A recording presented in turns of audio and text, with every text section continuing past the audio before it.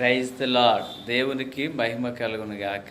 ప్రభు అయినటువంటి యేసుక్రీస్తు వారి పరిశుద్ధమైన నామములో తండ్రి అయిన దేవాది దేవునికి నిత్యము స్తుతియు స్తోత్రములు, మహిమయు ఘనతయు ప్రభావములు యుగయుగములు ప్రభునకే చెల్లును గాక. ప్రియులారా, ఇది ఇలాగ మీతో కలిసి సంభాషణ చేయడానికి దేవుడు చూపిన ఈ మహాకృప కొరకై ప్రభును స్తుతిస్తున్నాం.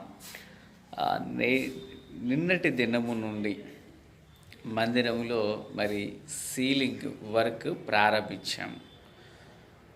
గడిచిన సంవత్సరంలో మనము జూలై 7వ మాసంలో దేవుడు మనల్ని ప్రేమించి అనుగ్రహించినటువంటి మందిరాన్ని నూతనంగా ప్రారంభించే కృపను దేవుడిచ్చారు. తరువాత సీలింగ్ వర్క్ అనేది చేయించలేదు. దేవుని మహాకృపను బట్టి నిన్నటి దినము నుండి పని ఆరంభించారు. మీ ప్రార్థనల యందు జ్ఞాపకం చేసుకునండి. తదుపరి ప్రభు చిత్తంలో కింద టైల్స్ కూడా వేయించాలని ఆశపడుతున్నాము. అలాగనే కరెంట్ వర్క్ ఉంటుంది, పెయింటింగ్ వర్క్ ఉంటుంది. విషయాలన్నిటిలో సమయోచితమైన ఆలోచన చేత దేవుడు నడిపించులాగిన కావలసిన సమృద్ధిని దేవుడు అనుగ్రహించులాగిన మీ ప్రార్థనల యందు జ్ఞాపకం చేసుకునండి.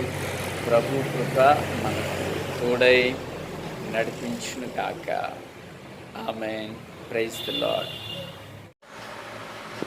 మన ప్రభు అయినటువంటి యేసుక్రీస్తు వారి పరిశుద్ధమైన నామములో తండ్రి అయిన దేవాది దేవునికి నిత్యము స్తుతియు స్తోత్రములు, మహిమయు ఘనతయు ప్రభావములు యుగయుగములు ప్రభునకే చెల్లును గాక.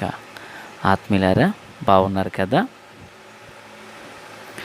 సరే, నేటి దిన వాక్య ధ్యానమై ఆదికాండము 18వ అధ్యాయము.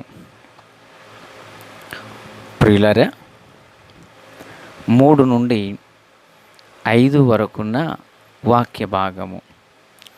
3వ వాక్యాన్ని చదువుతున్నాను. ప్రభువా, నీ కటాక్షము నా మీద నున్న ఎడల ఇప్పుడు నీ దాసుని దాటిపోవద్దు. ప్రార్థన. మహాపరిశుద్ధుడా దేవా, స్తోత్రం.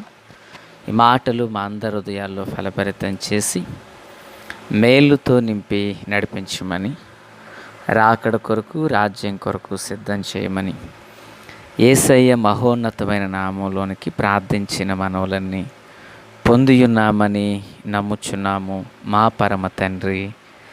ఆమేన్. ఆత్మీయులారా, ఈ భాగంలో అబ్రహాము గారి యొద్దకు దేవాది దేవుడు వచ్చి ఉన్నారన్న విషయాన్ని మనం గడిచిన దినాన విని ఉన్నాము. అయితే దేవుడు అబ్రహామును దర్శించినప్పుడు అబ్రహాము కన్నులెత్తి చూచాడని, దేవుడు అతనికి ప్రత్యక్షమయ్యాడని విన్నాము. ఈరోజు మనం నేర్చుకుంటున్న మాట ఆతిథ్యము. అబ్రహామును దర్శించిన దేవాది దేవునికి దగ్గరగా 99 సంవత్సరాల వయోవృద్ధుడు, 89 సంవత్సరముల వయోవృద్ధురాలు దేవదేవునికి ఆతిథ్యం చేశారని ఇక్కడ చూస్తున్నాము. మన జీవితంలో కూడా ఆతిథ్యము, విందు అనేది చాలా శ్రేష్టమైనటువంటి విషయం. అనేక సందర్భాలలో అనేకులు విందు చేస్తూ ఉంటారు. దానికి తోడు వినోదాన్ని కల్పిస్తూ ఉంటారు. అయితే బైబిల్ కూడా విందును గూర్చి కొన్ని శ్రేష్టమైన సంగతులను తెలియజేసింది. ఈరోజు ఏ చిన్న అకేషన్ జరిగినా విందు అనేటువంటిది సర్వసాధారణం. అయితే విందు చేయడం ఎంత ఆశీర్వాదకరమో ఓ సంగతిని మీ ఎదుట ఉంచాలని ఆశపడుతున్నాను.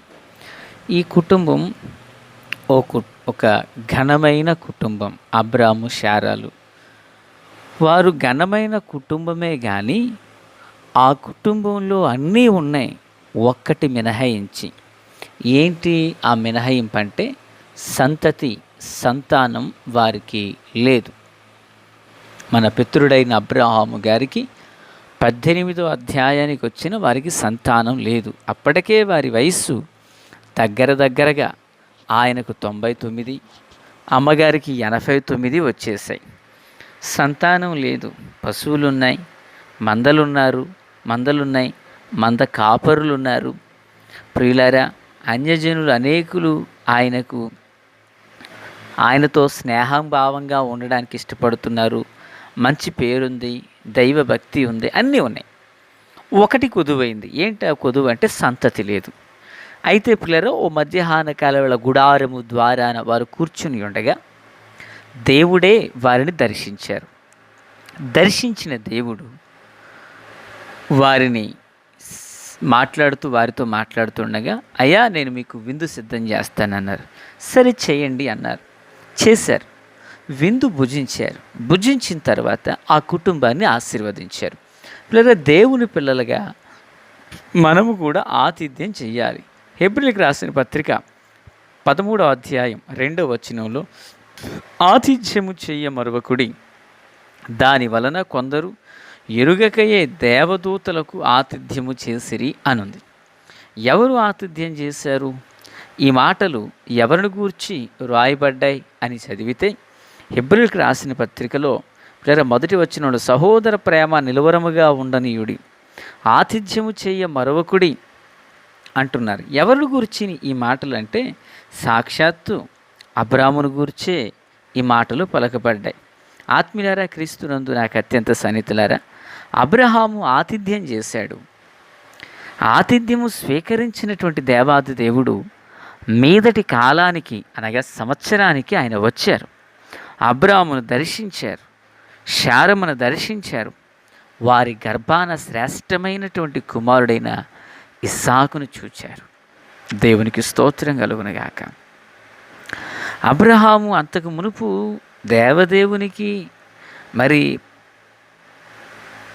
14 ఆ యొక్క అధ్యాయాలలో 15 అధ్యాయాలలో ప్రియులరా బలి అర్పణ చేసినట్లుగా చూస్తుంటాం. కానీ ఇక్కడ నేరుగా ఆయన ప్రభువు అబ్రామును దర్శించినప్పుడు ఈయన నేరుగా విందు చేశారు, ఆతిథ్యం చేశారు. ఆతిథ్యం ఎంత గొప్పదో చూడండి. బైబిల్ గ్రంథంలో షూనేమీరాలని ఒక ఆమె ఉంటుంది. ఆమె ఇంటికి వచ్చినప్పుడల్లా దైవజనునికి ఆతిథ్యం చేస్తూ ఉండేది. మన ఇంటికి వచ్చుచూ పోవుచున్న దైవజనుడు దైవభక్తి గలవాడని నేను ఎరుగుదును అని చెప్పి ఆ తల్లి మేడపై ఇంటిపైన ఒక గదిని ఏర్పాటు చేసి చదువుకోవడానికి ఒక దీపస్తంభం, ఓ బల్ల, విశ్రాంతి తీసుకోవడానికి ఒక మంచం సిద్ధపరిచారు. ప్రియరు, ఆ కుటుంబంలో కూడా ఇదే సమస్య. అన్నీ ఉన్నాయి, సంతానం లేదు. కానీ ఆతిథ్యం చేస్తూ ఆ దైవజనుడు ఆ ప్రాంతానికి సువార్తకు వచ్చినప్పుడల్లా ఆ గృహమునందు ఉండి అక్కడ ఆ ప్రాంతమంతా సువార్త చేసుకుని దేవుని పనిని జరిగించడానికి గాను అక్కడ విడిది ఇల్లుగా ఉన్నది ఆ ఇల్లు. అద్భుతం. మీదటి కాలానికి ఆ తల్లి శ్రేష్టమైన కుమారుని పొందుకుంది.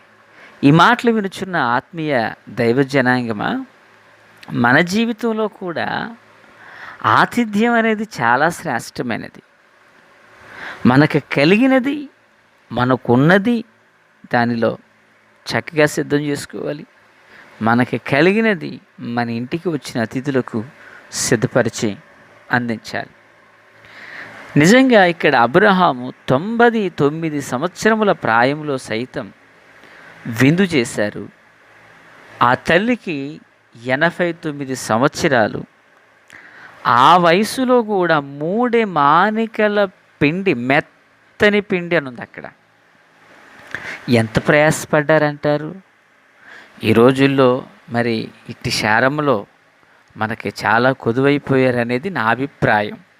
సహోదరులకు నా మీద కోపం వచ్చి ఉండొచ్చు ఈ పాటికి. ఇట్టి విధమైన శారములు మనకు చాలా అరుదు, కొదువైపోయారు. ఇప్పుడు ఫాస్ట్ ఫుడ్, ఆన్లైన్ ఫుడ్ బాగా అలవాటు అయిపోయింది కదా జనాలకి. జీవాధిపతి అయిన దేవాది దేవుడు ఓ గెస్ట్గా ఇంటికి వస్తే ఆ తల్లి ఎంత ప్రయాసపడుతుందో. 3 మానికల మెత్తని పిండి అంటే చూడండి, వారి హృదయంలో ఆతిథ్యం చేయడానికి ఆ కలిగిన ఆ మంచి మనస్సు, వారు చేయుచున్న పని అది కష్టమనిపించలేదు. అదే పెద్దలు అంటారు కదా, మనసుంటే మార్గం అన్నట్లుగా ఇది చెయ్యాలి, ఇది నేను పెట్టాలి అనే మనసు ఉంటే తప్పకుండా అది కష్టమైన ఇష్టంతోనే చేస్తారు. ఆ వయోవృద్ధురాలైన తల్లికి 3 మానికల పిండిని సిద్ధపరిచి రొట్టెలు చేసి ఆ వచ్చినటువంటి ఆ చీఫ్ గెస్ట్కి అందించడం ఆమెకు కష్టతరం అనిపించలేదు. ఆత్మీయులారా, మరి ఈరోజు దేవుని పిల్లలుగా మన జీవితంలో కూడా ఆతిథ్య విషయంలో వెనకంజి వేయకూడదు. ఆతిథ్యం చేసి దీవించబడ్డారు అబ్రహాము కుటుంబం. ఆతిథ్యం చేసి దీవించబడ్డారు ఆనాడు గనురాలు షూనేమీరాలు కుటుంబం. దేవుని పిల్లలుగా మరి యాకోబు తాను ఐగుప్తు దేశానికి వెళ్ళినప్పుడు ప్రియులరా, మరి యాకోబు అక్కడ యోసేపు రాజ్యం వెళుతున్నాడన్న సంగతి తెలియదు. శ్రేష్టమైనటువంటి మరి కానుకలు, ఆహారాన్ని యాకోబు పంపిస్తాడు అక్కడికి. ప్రియులరా, ఫలితం కొన్ని సంవత్సరాల క్రితం లేడు అనుకున్న తన కుమారుణ్ణి నేరుగా స్వయంగా చూచే భాగ్యం దక్కింది. కనుక దేవుని పిల్లలుగా మన జీవితంలో ఆతిథ్యం చేసే విషయంలో ఎవరు కష్టపడినా ఆ పట్టెడు మెతుకుల కొరకే కదా. ఎవరు దేని కొరకు కష్టపడినా ఆ గుప్పెడు మెతుకుల కొరకే కదా. ఆతిథ్యం మరవకూడదు, ఆతిథ్యం చేయాలి. దైవజనుడైనటువంటి పేతురు ఆ ఆతిథ్యం ఎలా చేయాలని చెప్తాడు.